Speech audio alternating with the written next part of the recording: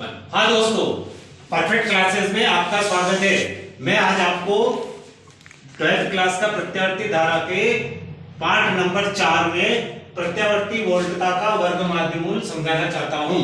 मैंने आपको पहले प्रत्यावर्ती धारा का वर्ग माध्यमूल समझाया था, अब मैं प्रत्यावर्ती वोल्टता का वर्ग माध्यमूल समझा रहा हूं। इसमें ज्यादा कोई घबराने की बिल्कुल जरूरत नहीं है दोस्तों। जहां जहां विद्युत धारा थी वहां वहां विद्युत वोल्टता को लिख देंगे। जहां धारा है वहां वोल्टता है, जहां आई था वहां पर वी है। अब देखो, उस धारा को हटाकर हमने वोल्टता करी तो परिभाषा ये बन जाती है कि एक पूर्ण चक्र के लिए, पूर्ण चक्र हम जानते हैं पूर्ण चक्र कैसे होता है, ये इस तरह से एक पूर्ण चक्र, यहाँ 0 से लगा के t तक एक पूर्ण चक्र के लिए ताक्षणिक प्रत्यावर्ती वोल्टता, ताक्षणिक प्रत्यावर्ती वोल्टता, ये वोल्टता है। तो वोल्टता का मान होता है v, यानी कि पहला चरण अपने को v का मान चाहिए और v की वैल्यू हम जानते हैं v not sine omega t, ये हो गया v। उसके बाद दूसरा चरण में आपके आ गया कि वर्ग, इसका वर्ग यानी इसका वर्ग।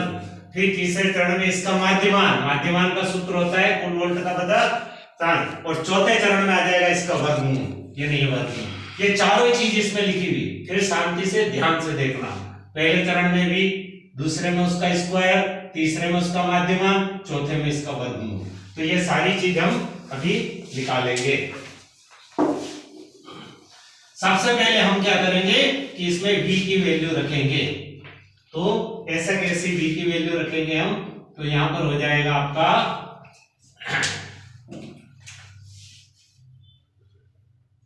रूट v की वैल्यू हम जानते हैं v equal to v not sine omega t, ये v की वैल्यू है। तो v not sine omega t का स्क्वायर और m, ये हमने v की वैल्यू रखी। अब हम स्क्वायर है तो स्क्वायर इन दोनों के ऊपर ले लेंगे, ये ब्रैकेट हटा देंगे।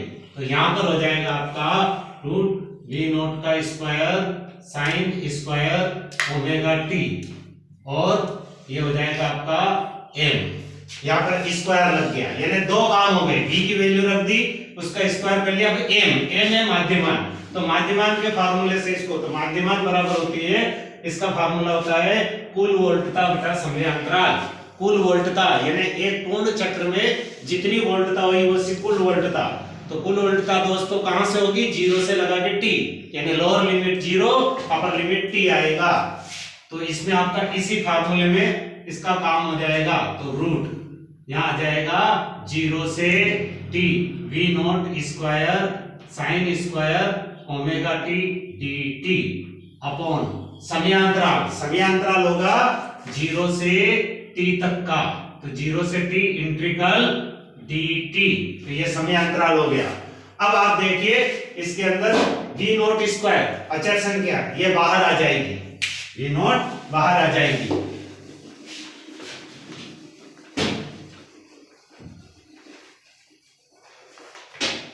तो आपके क्या हो जाएगी, v नॉट बाहर आ जाएगी, तो ये हो जाएगा v RMS equal to v not का स्क्वायर इंटीग्रल 0 से t sine square omega t dt upon 0 से t dt।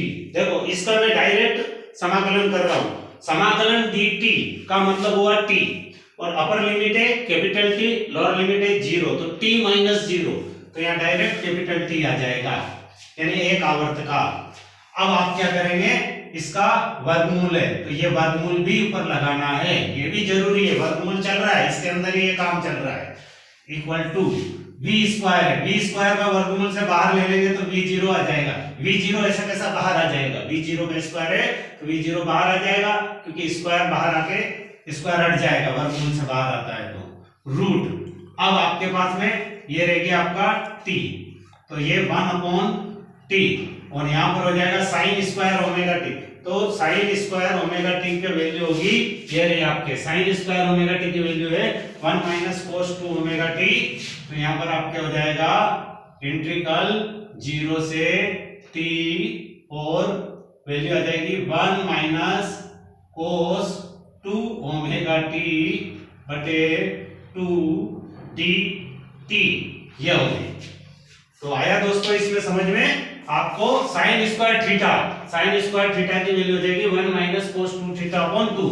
ये मैंने पिछले वीडियो में इसको बताया था कि साइन स्क्वायर थीटा का मान 1 माइनस कोस 2 थीटा अपॉन 2 कैसे आया था, मेरे पिछले वीडियो को आप देखना। अब इसमें v नॉट वर्गमूल 2 भी बाहर आ जाएगा, तो 1 अपॉन 2t इंटीग्रल 0 से t 1 minus cos 2 omega t dt। अब हम क्या करेंगे, इसका अलग अलग इंटीग्रल कर लेंगे, 1 का अलग और इसका अलग, यहां पर दोनों अलग हो जाएंगे। तो आपका यहां पर क्या हो जाएगा,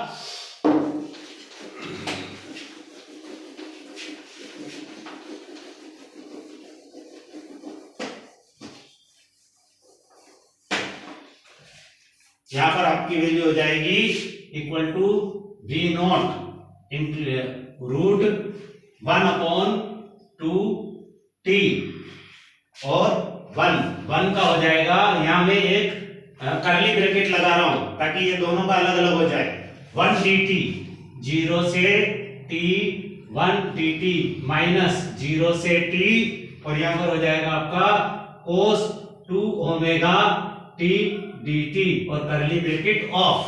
अब 1 का होता है t, तो यहां पर हो जाएगा v not root 1 upon 2t करली ब्रैकेट, ये हो जाएगा आपका t और इसकी लोअर लिमिट आ जाएगी 0, upper limit t minus cos 2 omega t, इसका आपका क्या हो जाएगा, कोस का साइन हो जाएगा, कोस थीटा का इंटीग्रल होता है साइन, तो यहां पर हो जाएगा sine 2 omega t upon 2 omega और lower limit 0, upper limit t curly bracket of. ये सारा काम वर्गमूल में हो रहा है, तो इक्वल टू v नॉट यहां पर हो जाएगा आपका 1 अपॉन 2t और इंटीग्रल इसका हो जाएगा t माइनस 0 यानी कि t माइनस और इसमें आपका 0 t माइनस 0, तो ये t रह जाएगा माइनस और फिर इसका अपन करेंगे तो यहां हो जाएगा साइन 2 ओमेगा, अच्छा ये 1 अपॉन 2 ओमेगा बाहर लिख सकते हो आप, तो 1 अपॉन 2 ओमेगा ब्रैकेट में ये हो जाएगा 2 omega t minus sine 0, direct 0 कर रहा हूं मैं। अब आप जानते हैं कि साइन 0 की वैल्यू कितनी होती है, साइन 0 की वैल्यू 0 होती है और यार ओमेगा की वैल्यू हम जानते हैं, ओमेगा की वैल्यू हो जाएगी आपके ये 2 पाई अपॉन t, तो वैल्यू रख देंगे v0 अपॉन 1 अपॉन 2t और करली ब्रैकेट इसमें आपके आ जाएगा t minus 1 upon 2 omega sine 2 into omega की वैल्यू रखेंगे 2 पाई बटा t into t minus sine 0, तो ये t से t कट जाएगा, तो यहां रह जाएगा आपका साइन 4 पाई। कितना आ जाएगा दोस्तों, साइन 4 पाई माइनस साइन 0, और साइन 0 और साइन 4 पाई की वैल्यू होती है 0, तो ये कुल मिला के पूरा 0 हो जाएगा, तो यहां हो जाएगा v not root 1 upon 2t integral, ये हो जाएगा आपका t माइनस 1 अपॉन 2 पाई, ये डायरेक्ट में 0 कर रहा हूं, 2 इंटू 2 2 जा 4 2 दूना 4, तो 4 पाई का भी 0 और साइन 0 का भी 0, तो 0 माइनस 0 ये 0 हो जाएगा, ये पूरा 0 हो जाएगा, तो आपका क्या बचेगा v not root 1 upon 2t into t और t से t कट जाएगा, 1 का वर्गमूल 1 होता है, तो v0 अपॉन रूट 2 होगा। अब हम जानते हैं 1 अपॉन रूट 2 का वैल्यू होती है 0.707 v0, तो ये आपके VRMS की वैल्यू आई है 0.707 v नॉट, ये आपके VRMS दोस्तों, तो ये अपना VRMS की वैल्यू आ गई v0 अपॉन रूट 2 की वैल्यू अपन जानते हैं 0.707 v0, ये Vrms की वैल्यू आई है। अब आपको स्पष्ट हो गया होगा कि V0I, अब हमने I की वैल्यू निकाली थी, Irms की वैल्यू निकाली थी, वो भी इतनी ही आई थी 0.07 I नॉट, और Vrms की वैल्यू भी यही आई है। अब आपके सामने इसको हम इस प्रकार है Irms क्या है दोस्तों? Irms है प्रत्यावर्ती धारा का वर्ग माध्यमूल, ये है 0.707 I नॉट। I नॉट क्या है? धारा का शिखर मान है, यानी धारा के शिखर मान का Irms होता है 0.707 into 100% ऑफ I0, यानी कि I0 का 70.7%। ये तो धारा का निकाला था हमने, इससे गत वीडियो में मैंने बताया था। अब इसी तरह से Vrms का भी हम निकालेंगे, तो Vrms का आ जाएगा Vrms इक्वल टू V0 का 0.707 इंटू 100%, तो ये हो जाएगा V0 का 70.7%। मतलब ये आपका प्रत्यावर्ती विद्युत वाहक बल है V, इस तरह से। तो ये आपका V नोट है, ये आपका V नोट है। तो इससे 70% यानी 30% नीचे, 30%, ये 70% V नोट है, यही आपका Vrms है।